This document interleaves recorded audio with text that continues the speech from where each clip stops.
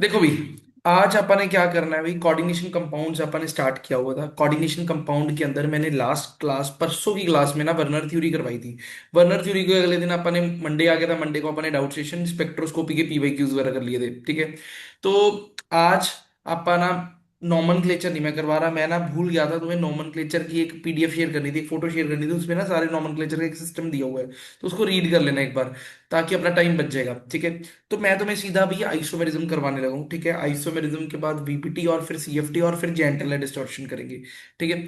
तो सबसे पहले तो यहाँ आ जाइए भी, सबसे पहले आइसोमेरिज्म की बात करते हैं। देखो भी, आइसोमेरिज्म क्या होती है। अब आइसोमेरिज्म की अगर बात करें, आइसोमर्स वो होते हैं जिनका मॉलिक्यूलर फॉर्मूला सेम होता है बट डिफरेंट क्या होता है, डिफरेंट उसके फिजिकल एंड केमिकल प्रॉपर्टीज होती हैं। यानी कि यहाँ पर आइसोमर्स जो होते हैं, आइसोमर्स की अगर बात लिखें, isomers are those which have same molecular formula but different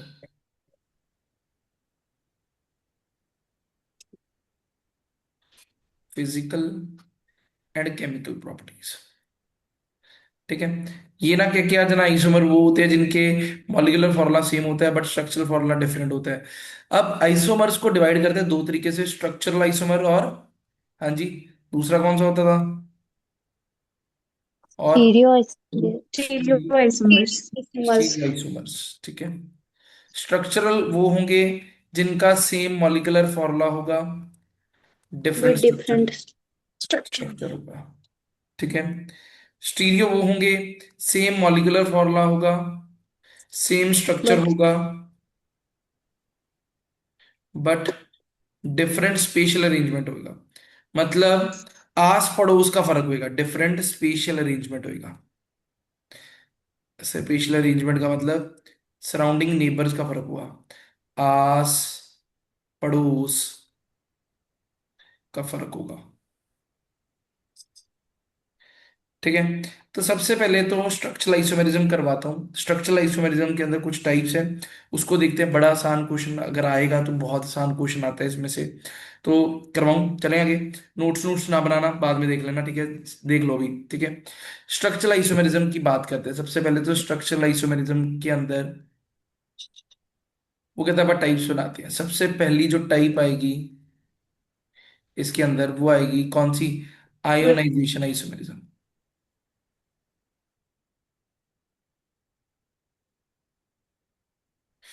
ionisation isomerism वो होएगा, वो शो करेगा जिसका मॉलिक्यूलर फॉर्मूला सेम है बट वो सोल्यूशन के अंदर जाके डिफरेंट आयंस बनाए। Same molecular formula but gives different ions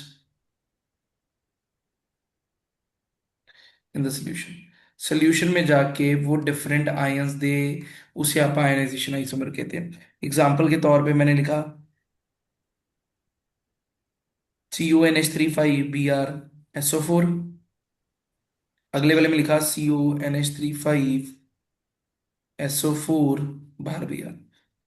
अब इन दोनों को देखिए आप, इन दोनों में फर्क किस चीज का है, मेटल सेम है, लिगेंड सेम है, नंबर ऑफ लिगेंड सेम है, सिर्फ आयोनाइजेशन स्फीयर में इधर सल्फेट है, इधर ब्रोमीन है, ठीक है। तो जब तोड़ेंगे इधर से सल्फेट बनेगा, इधर ब्रोमाइड आयन बनेगा, तो यानी कि आयंस का क्या आ जाएगा, डिफरेंस आ जाएगा, यानी कि यहाँ number of ions will be different. तो आयोनाइजेशन आइसोमेरिज्म होता ही वो है जो हमारे पास क्या करे, डिफरेंट आयंस बना के दे। बोलो क्लियर, हाँ जी, इज इट क्लियर।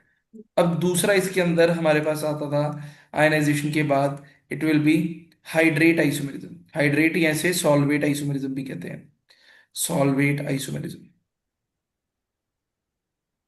अब देखिए ये क्या होता है, सॉल्वेट या हाइड्रेट आइसोमेरिज्म की बात करें, इसके अंदर नंबर ऑफ वाटर मॉलिक्यूल्स का फर्क होता है अंदर, यानी कि कोऑर्डिनेशन स्फीयर और आयनाइजेशन स्फीयर के बीच में।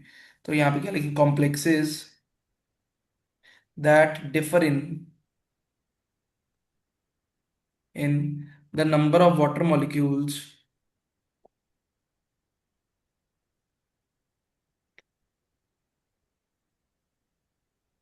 present as ligands,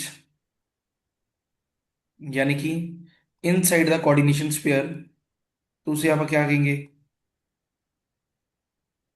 coordination sphere and as the free molecules, तो उसे आप क्या कहेंगे, वो क्या शो कर रहा है, हाइड्रेट या सॉल्वेट आइसोमेरिज्म।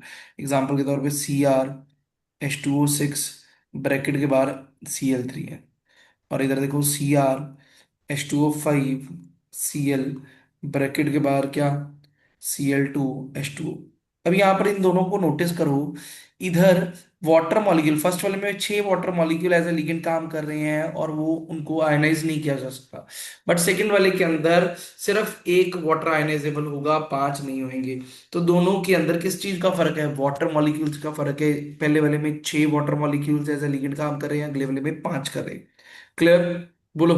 हाँ जी, क्लियर। तीसरा हमारे पास क्या यस। बनता है, लिंकेज आइसोमेरिज्म। नाम से ही पता लग रहा है, लिंकेज आइसोमेरिज्म ऐसी आइसोमेरिज्म होगी जिसके अंदर जो लिगेंड है वो मेटल के साथ जो लिंक बनाएगा वो डिफरेंट होगा।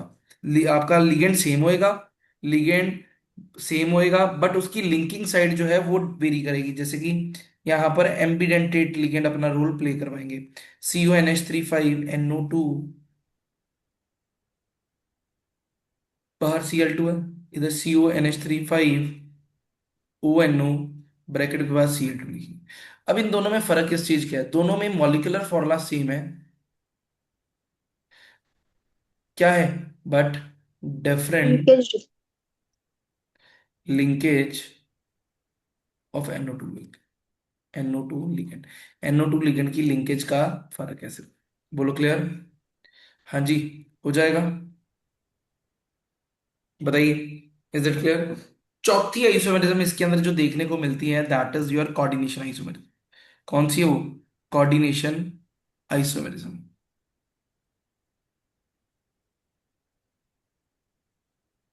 बताएंगे कोऑर्डिनेशन आइसोमेरिज्म क्या होती है। देखिए, कोऑर्डिनेशन आइसोमेरिज्म के अंदर हमारे पास दो कोऑर्डिनेशन स्फीयर्स के बीच में लिगेंड्स का अपन एक्सचेंज करवा के चलते हैं। देखिए, मान लो हमारे पास एक ही है, CONH3 6, ब्रैकेट के बाहर CrCN6, ये है, ठीक है। ये अपन ने लिया, एक पूरा कॉम्प्लेक्स है। दूसरा हम ये लिख सकते हैं CrNH3 6 COCN6। अब ये और ये दोनों आपस में क्या है, कोऑर्डिनेशन आइसोमर। क्यों, क्योंकि इसके अंदर मेटल के साथ लिगेंड का फर्क है। पहले वाले में क्रोमियम के साथ CN लगाया, अगले वाले में क्रोमियम के साथ अमोनियम अमोनिया लगाया। पहले वाले में कोबाल्ट के साथ अमोनिया लगाया, अगले वाले में कोबाल्ट के साथ साइनाइड लगाया। तो यहां पर कोऑर्डिनेशन स्फीयर के अंदर एक्सचेंज हो गया, तो इसे आप कहेंगे क्या, कोऑर्डिनेशन आइसोमेरिज्म। बोलो, क्लियर। हाँ जी, इसमें कोई डाउट, सर बोलो। ये फर्स्ट में से टू नहीं आएंगे? क्या टू नहीं आएगा। सर जैसे स्क्वायर ब्रैकेट के अंदर एक कंपाउंड आता है ना पूरा। नहीं, ये मैं समझ गया, आप ये कह रहे हो ना, MA, ये मैंने तुम्हें कराया था MLNX, ये कराया था ना। नहीं, हमारे पास ना ऐसे भी हो सकते हैं, ऐसे करके भी पूरा कोऑर्डिनेशन कंपाउंड हो सकता है। यानी कि कटायनिक और अनायनिक दोनों कोऑर्डिनेशन कंपाउंड हो सकते हैं। कटायनिक कॉम्प्लेक्स आयन भी हो सकता है, अनायनिक भी हो सकता है, इकट्ठा भी एग्जिस्ट कर सकता है, ये अलग कोऑर्डिनेशन कंपाउंड है। ठीक है, नॉर्मली मोस्टली 90% यही पढ़ते हैं, बट 10% ये भी होते हैं। ठीक है, समझे, क्लियर साक्षी। Yes sir. अब यहाँ पे देखिएगा, नेक्स्ट आ जाओ, चले भी नेक्स्ट। अब नेक्स्ट ना, ये इतनी ज्यादा इंपॉर्टेंट रोल प्ले नहीं करती, सबसे ज्यादा इंपॉर्टेंट रोल प्ले करती है स्टीरियोकेमिस्ट्री। यानी स्टीरियो आइसोमेरिज्म जो है वो यहाँ पर ज्यादा इंपॉर्टेंट है, उसका क्वेश्चन आ जाता है, क्योंकि उसमें कंफ्यूजन होती है। जहां कंफ्यूजन होगी वहां चांसेस आर देयर कि वहां क्वेश्चन आ जाए पेपर में। स्टीरियो आइसोमेरिज्म दो तरीके की, कौन कौन सी, ज्योमेट्रिकल आइसोमेरिज्म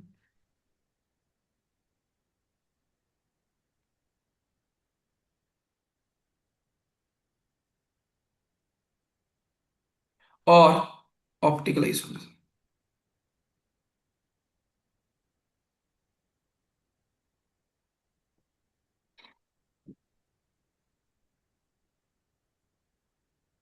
अब ज्योमेट्रिकल आइसोमेरिज्म की अगर मैं बात करूं, ज्योमेट्रिकल आइसोमेरिज्म सिंपल सी बात, मैं आपको एक तरीका बताता हूँ ज्योमेट्रिकल आइसोमेरिज्म का। पूरी कोऑर्डिनेशन कंपाउंड में अगर किसी अगर किसी कोऑर्डिनेशन कंपाउंड के अंदर दो लिगेंड एक जैसे हैं, मान लो Cl2 Br2 NH3 ट्वाइस, एक जैसे दो लिगेंड आ जाए, तो वो सिस ट्रांस यानी कि ज्योमेट्रिकल आइसोमेरिज्म पक्का शो करेंगे। ठीक है, बोलो, ये पक्का शो करेंगे। अब ये ना दो तरीके की हो सकती है geometrical isomerism. Geometrical isomerism cis trans, सीधा लिख लो यार, सिस ट्रांस आइसोमेरिज्म। ये यहाँ तो ऑक्टाहेड्रल में हो सकती है, ऑक्टाहेड्रल कॉम्प्लेक्सेस में हो सकती है। ठीक है, या ये किसमें, स्क्वायर प्लेनर कॉम्प्लेक्स में हो सकती है।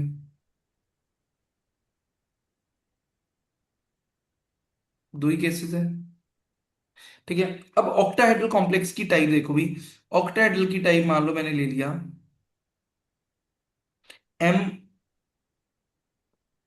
Ma2B4। अब Ma2B4 को हम किस तरीके से प्लेस करेंगे, देखो, M के साथ दो लिगेंड एक जैसे है ना, तो दो लिगेंड इकट्ठे रख दो। जो दो लिगेंड इकट्ठे आएंगे उसे कहेंगे सिस। अगर दो लिगेंड ऑपोजिटली पड़े होंगे,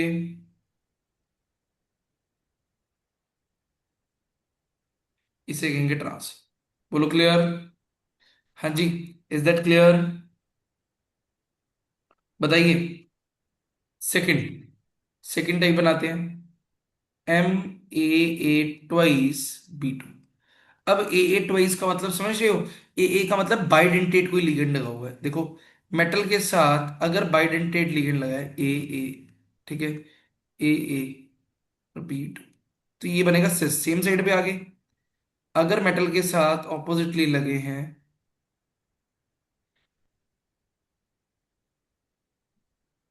तो ये बनेंगे ट्रांस। क्लियर? बताइए, इसमें कोई डाउट? ठीक है, सिमिलरली अगर आपके पास Ma8 ट्वाइस BC है, तो भी सेम काम है। तो तुमने कंफ्यूज नहीं हो जाना भाई, ये बी ये सी, डिफरेंट वाले कोई दिक्कत नहीं, सेम वाले एक पास है सिस। यहाँ पर डिफरेंट जो है बी सी, उनको देखना तक भी नहीं, सेम वाले ए ऑपोजिट साइड, तो ये ट्रांस। बात समझ आ रही है? तुमने ऑड वन आउट चेक कर लेना है, जो हमारे पास कुछ सेंस बनाएगा उसके अकॉर्डिंग सिस ट्रांस वहां पे लिखा है। बोलो क्लियर? ठीक है, ये बात तो पक्की क्लियर होगी कि हमारे पास कोई दो लिगेंड एक जैसे आ जाए, तो हमारे पास सिस ट्रांस आइसोमेरिज्म देखने को मिल जाएगी। ठीक है, अब यहां पर वो कहता है अगर आपके पास तीन लिगेंड एक जैसे आ जाए ना, तीन लिगेंड एक जैसे, तीन लिगेंड एक जैसे, यानी कि Ma3B3 टाइप आ जाए, तो कहता है वहां पर ना सिस ट्रांस नहीं देखने को मिलता है, वहां पर फेशियल मर डायगोनल देखने को मिलता है। अब इसका मतलब क्या है, कहता है अगर मेटल है, उसके साथ तीन लिगेंड लगा दिए मैंने कुछ इस तरीके से, ये तीन लिगेंड बी वाले लगा दिए कुछ इस तरीके से, तो कहता इसे कहा जाता है फेशियल आइसोमर। देखो क्यों कहा जाता है फेशियल, ये एक फेस बन गया,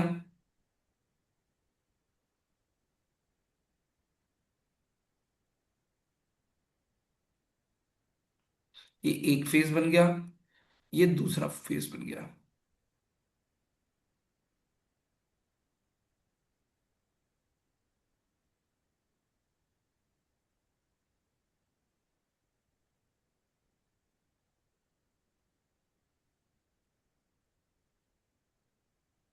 ठीक है, तो इसे कहा जाता है FAC, फेशियल आइसोमर। ठीक है, बट अगर आपके पास इस तरीके से तीन लिगेंड प्लेस हो जाए, ठीक है, ये तीन ए ऐसे और बी ऐसे, इसे कहा जाता है मर आइसोमर, यानी कि मर डायगोनल आइसोमर। अब ऐसा क्यों कहा जाता है, ध्यान से देखना क्या होता है।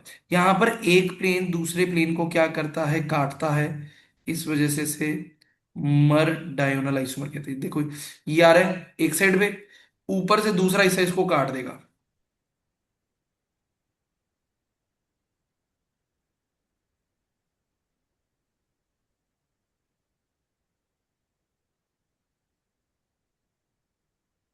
ये देखो, तो इस वजह से एक ऐसे जा रहा है, दूसरा ऊपर से काट रहा है, तो मर डायगोनल आइसोमर आ गया। बोलो क्लियर? मर आइसोमर और फेस आइसोमर। क्लियर हो जाएगा? बोलो, इसमें कोई डाउट? अब ये तो हमने पढ़े ये तो पॉसिबिलिटी पड़ी ज्योमेट्रिकल आइसोमेरिज्म की ऑक्टाहेड्रल में। वो कहता है स्क्वायर प्लेनर में भी तो होता है। तो स्क्वायर प्लेनर में क्या होता है देखो, स्क्वायर प्लेनर के अंदर हम क्या करेंगे, M a2b2। अगर दोनों लिगेंड एक साइड पे हैं, same side ligand same side, तो बनेगा सिस। अगर दोनों लिगेंड ऑपोजिट हैं तो बनेगा ट्रांस। बताइए, ये बात क्लियर है? हाँ जी, हो जाएगा। बोलो, क्लियर है? फिर वो कहता, यस। अगर आपके पास स्क्वायर प्लेनर के अंदर ये आ जाए,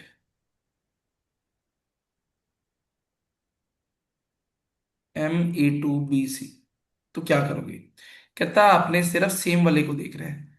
अगर सेम लिगेंड एक साइड पे है तो ये बनेगा सिस, सेम लिगेंड ऑपोजिट साइड पे है, ये बनेगा ट्रांस। बोलो, क्लियर? हाँ जी, इसमें कोई डाउट? बताइए भी, क्लियर है? हाँ जी। Yes sir. अब नेक्स्ट आती है हमारे पास क्या, ऑप्टिकल आइसोमेरिज्म।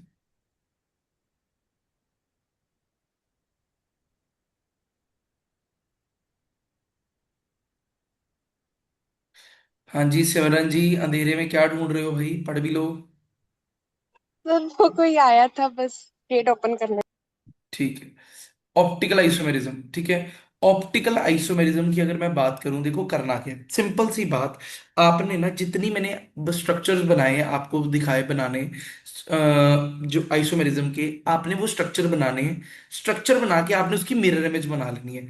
अगर तो मिरर इमेज सुपर इम्पोज करेगी तो वो ऑप्टिकली एक्टिव नहीं है। अगर वो सुपर इम्पोज ना करी तो वो ऑप्टिकली एक्टिव होएगा। तो यानी कि ऑप्टिकल आइसोमेरिज्म कौन शो करता है? Shown by those isomers which have non-superimposable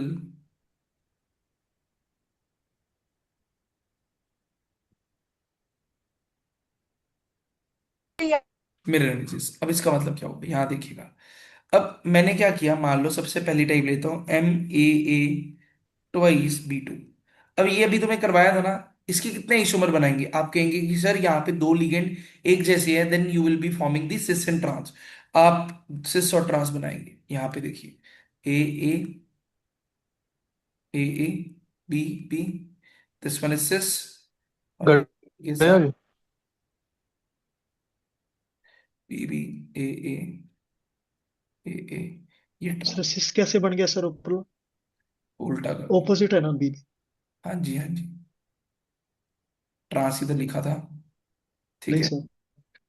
ठीक है, सिस है, गलती से मैं बोल रहा था, उल्टा बोल दिया मैंने, ठीक है। तो ये आ गया हमारे पास, ठीक है, ट्रांस बन गया और सिस बन गया। अब तुमने ये बना दिया, तुम्हें ये पता है कि इतने होते हैं, ठीक है, क्योंकि तुम्हें बस ये पॉसिबिलिटी बता दी ऑक्टेट की।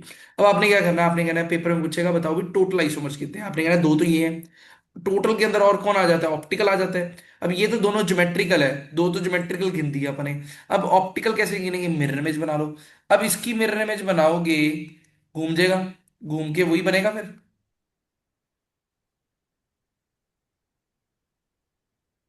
सेम, है ना? सेम बन गया, बोलो, सेम बन गया। तो ये तो गलत हो गया, यस। ये, इसको, इसकी मिरर इमेज बनाएंगे तो क्या बनेगा, M।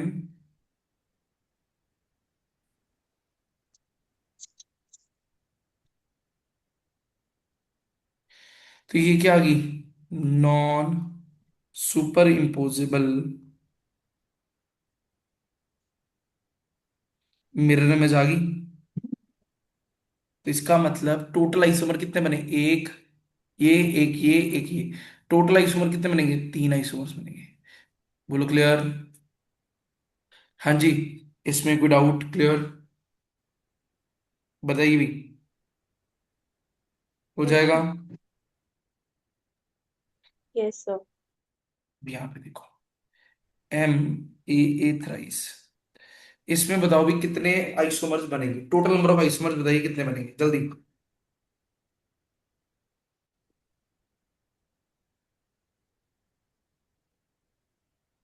एक ही बनेगा सर।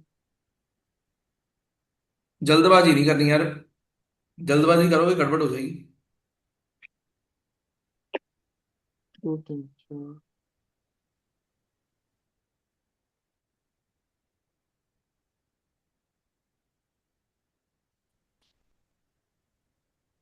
टू में टू सर दो, टू। जल्दबाजी कर रहे हो। दो कितने, एक बनेंगे तीन बनेंगे कि दो बनेंगे? एक ही बनेगा सर। एक ही बनेगा? नहीं यार, एक एक सर। ही बने। एक बनेगा। हाँ जी। देखो भाई, टू शायद। ए ए ए ए ए ए, यहाँ से ट्रांस तो बनना नहीं, एक ही हो गया। भाई इसकी ऑप्टिकल एक्टिव स्ट्रक्चर भी तो बनेगा। दो बने सर, दो बने। बनेंगे।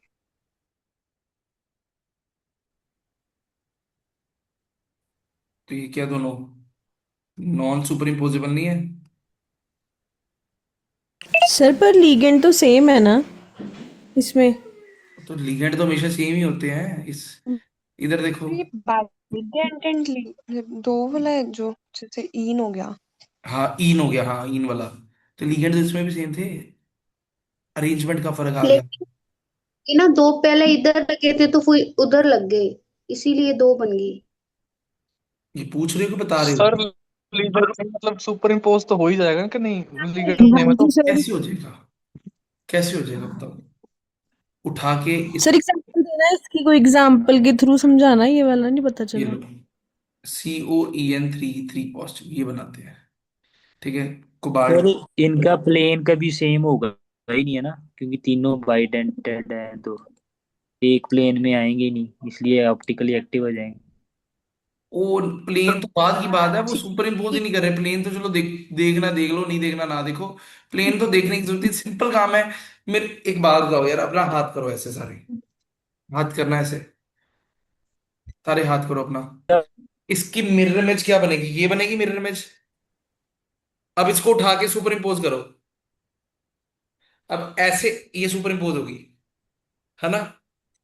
नहीं, इसको मैं तो सुपर लाइक इम्पोज ऐसे करवाते हैं, तो अंगूठे दोनों हवा में नहीं आगे। तो मेरे को बताओ, मेरे हाथ की मिरर इमेज जो है, मेरे हाथ की मिरर इमेज क्या सुपर इम्पोज करती है? नहीं करती। तो मेरे हाथ क्या नो ऑप्टिकली एक्टिव, किसी कर तो नहीं रही एक्टिव। Super impose? बाबा लग रहे ठीक है। तो तुम ना पेपर में जाकर confuse ये हो जाते हो, मेरे को लगता है कई बारी कैमरा मूव कर रहा है, यहाँ देखना। कई बार यहाँ पर कंफ्यूज ये हो जाते हैं, आप कहते हैं ये अगर मान लो स्ट्रक्चर है, उसकी मिरर इमेज ये बनेगी, आप उसको ऐसे उठा के रख देते हैं। हाँ। ऐसे नहीं रखना, उसको ऐसे रखना है ऊपर, ठीक है। दिस इज सुपर इम्पोजिबिलिटी, ठीक है। ये तो फोल्डिंग होगी ना, फोल्ड कर दिया है तो फिर वो वापस उसी जो खोला था उसी को कर दिया, फिर वो कहता है मिरर इमेज का फायदा क्या? मिरर इमेज बना के उसको सुपर इम्पोज करवाना है, ठीक है। अगर मिरर इमेज बना के सबसे भी नहीं ऊपर आ रहा तो नॉन, सबसे अच्छी एग्जाम्पल तो वही होगी ना, लड़कियों के नोज पिन नहीं डाला होता, वो मिरर में दूसरी साइड दिखता है तो वो भी तो सुपर इम्पोज होगा। हैं। ये तो यार ज्यादा, इतनी ज्यादा मेरा दिमाग नहीं काम करता। लड़कियों की नोज पिन डाला होता है, क्या होता है? वो दूसरी साइड दिखता है, मुझे नहीं मालूम लेफ्ट डालते हैं लाइट राइट डालते हैं, वो उल्टी साइड दिखता है मिरर में। तो हाय हाय, ये तो बेसिक सी बात है, वो तो पता ही है। फिर मिरर है ना, मिरर शीशे में देखने पे तो हाँ तो वो होएगी। शीशा मिरर इमेज तो बिल्कुल हाँ। वो भी तो ऑप्टिकली एक्टिव ही है, वो सेम थोड़ी होगा। तो मैंने कब कहा? मेरे से क्यों लड़ रहे हो आप? तो मैं तो कही जा रहा हूँ भाई, मैं यही समझा रहा हूँ तुम्हें कि मिरर इमेज जो होती है, मिरर इमेज जो होती है वो हमेशा ऑप्टिकली एक्टिव होती है। तो उसका मतलब क्या है? उससे तुमने कुछ करना नहीं है वो सेम ही। सारी कहानी जो है हमारे पास रोटेशन की है। अगर अगर ये हमारे पास प्लेन पोलराइज लाइट को राइट साइड रोटेट करेगा, यानी कि ये डेक्स्ट्रो रोटेटरी होएगा, दूसरा वाला इम्पैक्ट उल्टा डालेगा, वो लीवो रोटेटरी होएगा, और कुछ नहीं है। बात में दोनों है तो वही ना, है तो वही, ठीक है। इम्पैक्ट उल्टा होएगा। देखो ऑप्टिकल एक्टिविटी होती क्या है? ऑप्टिकल एक्टिविटी एक ऐसा फिनोमिना है जहां पर प्लेन पोलराइज लाइट अगर उस सब्सटेंस में से पास की जाती है, वो सब्सटेंस उस प्लेन पोलराइज लाइट को रोटेट कर देता है या तो राइट साइड पे या लेफ्ट साइड पे। तो अगर एक आइसोमर राइट साइड रोटेट कर रहा है तो उसका दूसरा वाला optical isomer left side rotate कर रहा होगा, और कुछ नहीं है। समझे? बोलो। ठीक है। सर ये इसमें क्वेश्चन कैसे बनेंगे? सिर्फ नंबर ऑफ आइसोमर्स हम काउंट करने बोलेंगे या कुछ कुछ नहीं और बोल कहेगा। सकते हैं? पेपर में ना उसने दो दिए होंगे, वो कहेगा ये बताओ कौन क्या शो कर रहे हैं, या ये दोनों आपस में क्या है, ऑप्टिकल आइसोमर हैं ये दोनों आपस में क्या है। या जैसे कि पेपर में आ जाएगा, मैं बताता हूँ एक क्वेश्चन। सिस पीटी ईएन, ऐसे लिखो, cis CU EN twice CL two positive will show a geometrical isomerism only,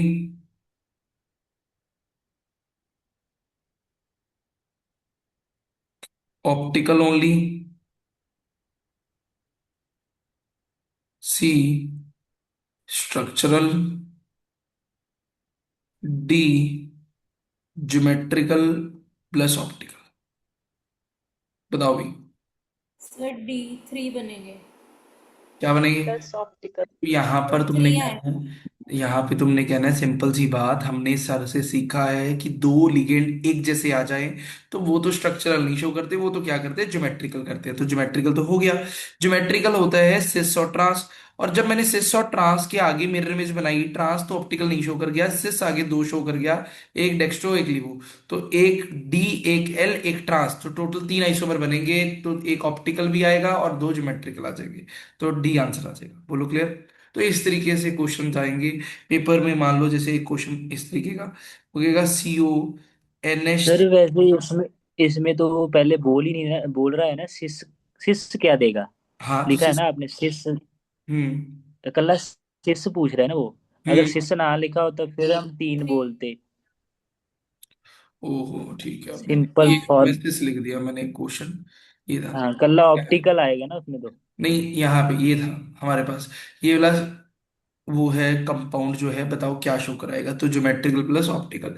तो जैसे मान लो अगर सिस हाँ, के अब साथ आएगा करते, नहीं। अगर मान लो सिस होता तो फिर सिस कैसे शो करता, ऑप्टिकल करता, ठीक है। तो वो चलो वेरिएशन आ अच्छा। जाएगी क्वेश्चन के अकॉर्डिंग, ठीक है। ठीक है, क्लियर? अब जैसे मान लो ये है CuNH35NO2Cl2, वो कहेगा ये दोनों आपस में कैसे लिंक्ड है, ये दोनों आपस में क्या है। Linkage isomers. Linkage. Linkage isomer. Linkage है। लिंकेज, दोनों के लिंकेज का फर्क है। तो इस तरीके के क्वेश्चन आते हैं, और ऐसा क्वेश्चन आने के चांसेस बड़े कम होते हैं, ठीक है। देखो आइसोमेरिज्म करनी जरूरी थी तो करवाई है, बट क्वेश्चन बहुत कम आते हैं। अगर आपको ये बहुत इंपॉर्टेंट टॉपिक, बहुत इंपॉर्टेंट इतना नहीं है, ठीक है। मेन इंपॉर्टेंट टॉपिक जो अब कराने लगा हूँ वो है, यानी कि वैलेंस बॉन्ड थ्योरी। देखो भाई, वैलेंस बॉन्ड थ्योरी, VBT। ये और अगला हमारे पास वैलेंस बॉन्ड थ्योरी, एक CFT और एक जैन टेलर डिस्टॉर्शन। ये दोनों तीनों ऐसे टॉपिक्स हैं, देखो आने ही आने हैं। इनमें से तीन टॉपिक्स में से दो क्वेश्चन पक्के हैं। जैन टेलर डिस्टॉर्शन कराऊंगा लेक्चरर के डर के अंदर, एक क्वेश्चन पक्का, फ्री के नंबर, और काम कुछ भी नहीं, 5 मिनट का काम है जैन टेलर डिस्टॉर्शन, ठीक है। फिर CFT है, उसमें से क्वेश्चन पक्का, ठीक है। CFT या VBT में से एक सर क्वेश्चन ऑल होता है। ऑलमोस्ट सारे चैप्टर्स की वेटेज बराबर ही होती है कि किसी में ज्यादा भी आते हैं, ऐसा है कोई? देखो चैप्टर ही इन्होंने सारे डाल दिए, इतने डाल दिए, एक एक क्वेश्चन भी आ जाए बहुत है, मतलब वेट नंबर ऑफ क्वेश्चंस जो है ना, मतलब टॉपिक्स इतने ज्यादा है हमारे पास। तो इसमें कुछ फिक्स नहीं है कि इसमें से पक्का आएगा या उसमें से पक्का आएगा। तो आप मान के चलो एक एक क्वेश्चन तो हर एक में है। जैसे इसके अंदर जो इंपॉर्टेंट है, जैसे मान लो केमिकल काइनेटिक्स में मैंने आपको कराया था मोस्टली ना, जैसे लेक्चर केटर और मास्टर केटर के अंदर देखा ही गया है कि जो टॉपिक्स आपके ग्रेजुएशन और पोस्ट ग्रेजुएशन वाले हैं ना, वो टॉपिक्स अगर 11th 12th में भी आ रहे हैं तो उनमें से दो क्वेश्चन तो पक्के आते हैं। एक 11th 12th के हिसाब से आता है, एक ग्रेजुएशन पोस्ट ग्रेजुएशन के हिसाब से आता है। एग्जाम्पल के तौर पे केमिकल काइनेटिक्स जो है वो आपका पोस्ट ग्रेजुएशन में भी है और आपका इसमें भी है, 11th 12th में भी है। तो एक क्वेश्चन आता है ऑर्डर का, ठीक है, ऑर्डर बता दो, हाफ लाइफ बता दो, इस तरीके का रेट कांस्टेंट का यूनिट बता दो, ये फालतू का क्वेश्चन आता है। एक क्वेश्चन आता है माइकलिस मेंटन इक्वेशन का, पक्का। ठीक है, वो आना है क्वेश्चन इस तरीके से। तो वो स्ट्रेटेजिकली डालता है, वो इस तरीके से डालता है कि जो तो सारा पढ़ के आएगा उसका पेपर क्लियर हुए, जो बीच बीच में करके आएगा उसका रह जाए। मतलब उसकी थिंकिंग आइडियोलॉजी पेपर की ये होती है, either it will be a master cadre, either it will be a lecture cadre. ठीक, और अगर आप बात करें मेरिटोरियस की, मेरिटोरियस और लेक्चर केडर का ऑलमोस्ट सेम है, बस थोड़ा लेवल का फर्क है। मेरिटोरियस की लेवल थोड़े से मतलब हल्का होता है, लेवल थोड़ा सा आसान होता है मेरिटोरियस का, और लेक्चरर का थोड़ा सा ऊपर डाला होता है उन्होंने। ठीक है, तो बाकी देखो भाई, इस साल भगवान भरोसे है क्या होता है पेपर के अंदर। ठीक है, क्योंकि मैं आपको सिंपल सी बात बताऊं, लेक्चर केडर के अंदर तो अप्रोक्सीमेटली मेरा जो आइडिया है, 2000 से 3000 कैंडिडेट होंगे लेक्चर केडर के लिए जो पेपर देंगे। 2000 3000 ज्यादा से ज्यादा। ठीक है, 3000 के राउंड वोट होंगे ज्यादा से ज्यादा, इससे ज्यादा नहीं होते। क्योंकि मास्टर केडर साइंस की अगर बात करें, मास्टर केडर साइंस के अंदर 9 से 10 हजार बंदा पेपर के लिए एलिजिबल होता है, जो पेपर भरता है 9 से 10 हजार। तो मास्टर केडर साइंस होता है बीएससी बीएड, बीएससी मेडिकल वाला भी, बीएससी नॉन मेडिकल वाला भी, जिसने बीएड किया है वो साइंस का पेपर भरता है। ठीक है, तो वो अगर 10 हजार है, तो बीएससी के बाद 1/3 प्रोबेबिलिटी हो जाती है कि हमारे पास जो एमएससी केमिस्ट्री करेंगे, क्योंकि कुछ बच्चे केमिस्ट्री करेंगे, कुछ फिजिक्स करेंगे, कुछ बायोलॉजी या मैथ करेंगे, और कुछ कुछ भी नहीं करेंगे। ठीक है, तो 1/3 या अप्रोक्सीमेटली 2500 से 3000 बच्चे होंगे जो एमएससी केमिस्ट्री वाले होंगे। और एक और मैं तुम्हें इसके अंदर बताता हूँ, पूरे पंजाब के अंदर जो नेट क्वालिफाइड बंदे हैं, नेट क्वालिफाइड बंदे 550 600 बंदे हैं। ठीक है, पूरे नेट क्वालिफाइड। ये 2022 21 की बात कर रहा हूँ, अब मान लो 100 और बढ़ गए होंगे। तो 600 700 बंदे नेट क्वालिफाइड है। लेक्चरार के लिए एलिजिबल जो है एमएससी केमिस्ट्री, वो 3000 के राउंड कोट है। तो देखो सिंपल सी बात है, सरकार कह रही है 1000 पोस्टें लेक्चरार की। अगर 1000 पोस्टें लेक्चरार की है, तो मान के चलो 60 से 70 पोस्टें केमिस्ट्री की आनी चाहिए कम से कम। ठीक है, क्यों, क्या, इसका क्या लॉजिक है मैं तुम्हें बताता हूँ, इसके पीछे क्या लॉजिक है। 1158 असिस्टेंट प्रोफेसर की ना पोस्टें निकली थी, अगर आपको आपके नॉलेज में हो तो। Assistant yes. प्रोफेसर की जो पोस्टें निकली थी ना, उसमें असिस्टेंट प्रोफेसर बहुत सारी फील्ड्स के थे। जैसे उसके अंदर हमारे पास क्या होता है, जैसे बॉटनी का अलग होता है, जोलॉजी का अलग होता है प्रोफेसर। ठीक है, केमिस्ट्री का अलग, फिजिक्स का अलग, मैथ्स का अलग, फिर उसके बाद हिस्ट्री ज्योग्राफी, इतने ये करते हुए कितने सारे बन जाते हैं, इंग्लिश पंजाबी ये उसके अंदर बहुत सारे।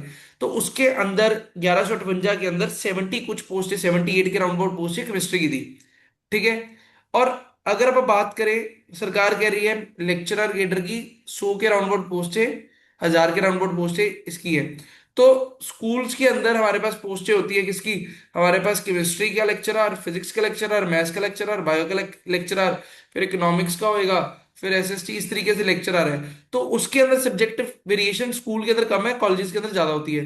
तो अगर 1000 पोस्टें है, तो मेरे हिसाब से 50 60 पोस्टें कहीं नहीं, कम से कम आएंगी केमिस्ट्री की। बाकी भगवान भरोसा, करते क्या है। ठीक है, और अगर मैं तुम्हें बताऊं, क्योंकि इन्होंने कहा है कि हमने पोस्टें अपग्रेड की हैं, क्योंकि लास्ट टू लास्ट जब लास्ट मास लेक्चर केडर हुआ था उसके बाद पूरे पंजाब में सबसे ज्यादा जो है लेक्चरर केमिस्ट्री भर्ती है। जो डाटा पंजाब का कहता है ना कि सबसे ज्यादा केमिस्ट्री के लेक्चरर भर्ती किए गए हैं, सबसे कम जो हैं वो बायोलॉजी के लेक्चरर हैं। तो बट इस बार वो कह रहे हैं पोस्टें हमने अपग्रेड की हैं, बहुत सारे वेकेंट भी हुई है, तो ऑब्वियसली बात है 60 70 लेक्चरर की पोस्टें आएंगी। मास्टर केडर की अगर मैं बात करूं, मास्टर केडर का कुछ पता ही नहीं क्या है इनका। लेक्चरर का भी कह रहे थे कि इस हफ्ते नोटिफिकेशन निकालेंगे, अभी तक निकाली नहीं। तो मेन चीज है, बट पोस्टें आएंगी, बड़ी आराम से आएंगी, मैंने तुम्हें सारे डाटा बता दिए। तो अगर आप लेक्चरर का देखिए, 3000 में से 60 बंदे लगेंगे, 50 60 बंदों का एवरेज होगी। तो तुम्हें लगता है ज्यादा कंपटीशन नहीं है, आराम से निकाला जा सकता है। क्योंकि 3000 में से 500 बच्चा तो पेपर ही नहीं देना चाहेगा, और रह गया 2500 में से 1500 बच्चा ऐसा होगा जो मुंह उठा के जाएगा। ठीक है, रह गया हमारे पास कितना, 2500 में से 1500, 1500 निकाल दो, 1500 के साथ कंपटीशन है। तो कोई ज्यादा है नहीं, 20 बच्चों 20 25 बच्चों में से एक बच्चे ने लगना है, तो लग सकता है। तो ठीक सर है, पंजाबी का पेपर भी आ गया ना। क्या, मैंने बोला पंजाबी का पेपर। पंजाबी का पेपर यार निकल जाएगा, कोई इतनी बड़ी बात नहीं है, वो हो जाएगा। देखो पीएस टेट की लेवल की पंजाबी है, पीएस टेट में देखिए ना, पीएस टेट में तो फिर मैं आपको बताता हूँ sir PS. PS TET level की नहीं है, वो डिफरेंट होता नहीं है है सर। पेपर, अलग पंजाब होता के है जो वो। कॉम्पिटिटिव जो एग्जाम्स है पी ना, ट्रिपल पंजाब एस भी पुलिस नहीं वगैरह, लेता वैसा ही पेपर होगा वो। अच्छे लेवल की आती है पंजाबी सर। यार देखो, अगर बहुत अच्छे लेवल की आई ना फिर आसान सारे ही होती उड़ेंगे। है सर, एक बात सुन लो, मैं आसान ही तुम्हें होती है। मैं बताता हूँ। देखो, अगर बहुत अच्छे लेवल से आएगी फिर सारे उड़ गए ना। तो हर देखो, तुम अगर मान के चलो ऑड वन आउट ना, देखो तुम कहोगे सर मेरा एक दोस्त है उसकी पंजाबी बड़ी स्ट्रांग है, केमिस्ट्री उसको आती नहीं, है ना। तो वो एक्सट्रीम केस हो गया, कोई ऐसा कम ही होएगा। अगर तुम सारे एमएससी केमिस्ट्री हो तो सारों ने पहले 3 साल बीएससी की, 2 साल केमिस्ट्री पढ़ी। इस जर्नी के अंदर पंजाबी से लिंक नहीं था। कोई एक आधा बंदा होएगा जिसके लिंक बहुत अच्छा होएगा, ਜਿਹੜਾ पंजाबी किताबें पढ़ता था, सारा कुछ करता था, पंजाबी से बहुत अच्छा राब्ता है उसका। मोस्टली बच्चों का लिंक नहीं होएगा। अगर तुम्हें डिफिकल्ट लगा लेक्चरर तो में तो तुम्हारे आएगा साथ भी नहीं होंगे। सर वो। हाँ, लेक्चरर में तो आएगा भी नहीं, वो बोल ही रहे हैं, क्योंकि वो रूल के अकॉर्डिंग बी ग्रेड में लगा ही नहीं नहीं सकते, तो यार उन्होंने बी ग्रेड ये में भी छोड़ लगा दो, दिया। वो बी ग्रेड ये मानते हैं कुछ नहीं। मेरे को भी पता है, देखो सी ग्रेड के लिए पंजाबी लाजमी है, बट उन्होंने लेक्चरर के लिए कहा है कि होएगा। तो भाई तुम इसलिए थोड़ा बहुत इधर उधर से, जिसका पंजाबी का बिल्कुल भी लिंक नहीं है, थोड़ा बहुत करना शुरू कर दो, थोड़ा बहुत। मैं तुम्हें इसके लिए एग्जाम बताता हूँ, तुम क्या करो, कोई भी जो भी पंजाबी के रिसोर्सेज है, उस पे जाओ, अमेजोन पे जाओ या उस पे जाओ, क्या कहते हैं, कोई एक बुक ले लो, 50-100 रुपए की पंजाबी, लाजमी पंजाबी की बुक आती है, ठीक है, फॉर नॉर्मल पंजाब कॉम्पिटिशन्स के लिए। 100 रुपए की बुक होएगी। कोई भी इंस्टीट्यूट की ले लो, वो चाहे अड्डा 247 की ले लो, चाहे तुम, और पंजाब के लिए कौन से हैं, पंजाब के लिए जो भी पंजाब के कॉमन से इंस्टीट्यूट है उसके लिए दे, अड्डा 247 की ले लो मेरे हिसाब से, क्योंकि मैं आपको बताता हूँ, मेरी वाइफ ने पीएस टेट दिया था, पीएस टेट में उसने अड्डा 247, कार में हम जा रहे थे और उसको पंजाबी नहीं आती। मैंने उसको कहा चल हमारे यहाँ से फाजिल का 1 घंटा है, ये फाजिल का सेंटर था, 1 घंटे का ड्राइव है। मैंने कहा चल तू ऐसे कर, कोई वो देख ले, वो क्या होता है उसे, मैराथन देख ले। तो उसने ना पंजाबी की मैराथन सी देखी थी, 1 घंटे की मैराथन थी अड्डा 247 की। उसमें से वो क्वेश्चन सही कराई, उसमें ही उन्होंने एंड पे बताया थे लिपि ये है वो है। तो अड्डा 247 मेरे मुंह पे चढ़ा हुआ है, मैं हर किसी को पंजाबी का रिकमेंड वो करता हूँ। तो अड्डा 247 की बुक आती है, 100 रुपए की बुक है, पंजाबी लाजमी की, वो बुक खरीद लो। ठीक है, उसमें से ऊपर ऊपर से पढ़ लो, ताकि तुम्हारे ना माइंडसेट में एक बार बैठ जाए। ठीक है, उसके बाद तुम क्या करो, पंजाबी का ना सबसे पहले तो, पंजाबी अगर तो तुम्हारे बिल्कुल ही दिमाग जहन से बाहर है, एक पंजाबी का चैप्टर लो, चैप्टर को पहले तो पढ़ो। क्योंकि मेरे को लगता है मोस्टली पंजाबी के लिंक में नहीं है, अपन ना पंजाबी देखते ना पढ़ते हैं। पहले तो ये देखो पढ़ी जा रही है कि नहीं जा रही, कि पढ़ी नहीं जा रही। अगर नहीं जा रही तो 1-2 चैप्टर पढ़ के देखो, अगर पढ़ी जा रही है फिर उसके बाद वो बुक के ऊपर जाना। ठीक है, पहले याद करो, देखो याद सारों ने की हुई है, पंजाबी 10th के अंदर की हुई है सभी ने। तो लिंक होएगा, कईयों ने 12th में भी करी होएगी। तो लिंक होएगा, अगर लिंक नहीं है तो सबसे पहले कोई भी एक चैप्टर उठाओ, गूगल से कोई भी एक चैप्टर निकाल लो, कोई स्टोरी निकाल लो पंजाबी की, उसको एक बार पढ़ो।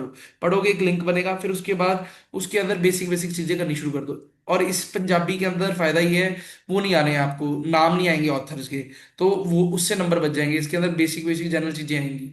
तो पंजाबी को भी थोड़ा सा एफर्ट लगाना। बाकी मैं यहाँ से तुम्हें कुछ ना कुछ जो भी मेरे पास रिसोर्सेज आएंगे मैं तुम्हें शेयर करता जाऊंगा, ठीक है। सर ग्रामर आती है उसमें सारी, हाँ, पंजाबी में सिर्फ वो वो ग्रामर ही होती है।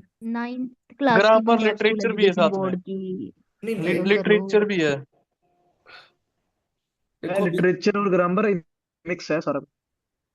देखो अभी मेरे हिसाब से अभी सिलेबस नहीं आया है, जो मेरे को जितना मेरे को पता लगा है, उन्होंने ये कहा है कि लिटरेचर नहीं आएगा, या आएगा तो सर बहुत कम ईटी आएगा। टिकेटर में था ना, हाँ जी।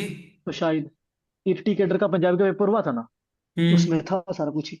लिटरेचर था, ऑथर्स के नाम जी थे। जी जी जी जी हाँ जी जी सर। सर था बस उसमें। फिर पढ़ लो भाई, फिर बड़ा होगा। ठीक है, फिर मैं बताऊं ऑथर्स का, देखो ऑथर में कुछ नहीं कर सकते, फिर ग्रामर को स्ट्रॉन्ग करो। ऑथर नहीं याद हो सकते, सिंपल। और फिर तो 9th 10th +1 और 2 के पढ़ लो ना, वही बहुत है, वही आते हैं ज्यादा एग्जाम में। इतने तो है ही नहीं सर, डिफाइंड है वो, उन्होंने बोला हुआ जितने जितने बस आएंगे 6-7 ही हैं बस।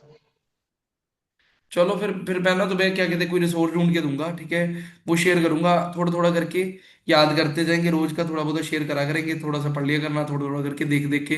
ताकि ये ना होए आप केमिस्ट्री इतनी तेज कर ले, पंजाबी आती ना होए, वहां पे जाके पहले पेपर में ही बाहर हो गया आप।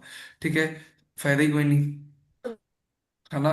जैसे वो मेरा प्रोफेसर ही कहता था, कहता आप तैयारी इतनी करके जाओ कि चाकू तेज करते रह गए, बाद में पता लगा सामने वाला मशीन गन लिया है, तो उसका कोई फायदा ही नहीं है ना। ठीक है, तो इसलिए आप ये भी साथ साथ कंटिन्यू करेंगे, ठीक है। पता क्या, तुम मेरे साथ, मेरे को लगता है तुम मेरे साथ तो कर ही लोगे ना, कि मैं कहूंगा हाँ यार करा कि नहीं करा, तुम थोड़ा सा कि सर पूछ रहे हैं चल कर लेते हैं, एक चैप्टर पढ़ लेते हैं, तो साथ साथ ये भी हो जाएगी, ठीक है। तो अब आ जाओ भी वीबीटी की बात करते हैं। देखो वीबीटी के अंदर ना सिंपल सी बात है, वीबीटी ने कहा था कि जो लिगेंड है, लिगेंड इलेक्ट्रॉन पेयर डोनेट करेगा, ठीक है। Ligand is an electron pair donor, और लिगेंड जो इलेक्ट्रॉन पेयर डोनेट करेगा टू मेटल एटम। अब वो कहता, अगर लिगेंड मेटल को इलेक्ट्रॉन पेयर डोनेट कर रहा है तो मेटल को उन इलेक्ट्रॉन पेयर को एक्सेप्ट करने के लिए खाली स्पेस बनानी पड़ेगी। Each orbital, each weekend orbital of the metal can accommodate one electron pair. कहता है हर एक ऑर्बिटल मेटल का एक इलेक्ट्रॉन पेयर को क्या करता है, अकोमोडेट करता है, एक इलेक्ट्रॉन पेयर एक ऑर्बिटल में आता है। ये बात आपने ध्यान में रखनी है, ठीक है।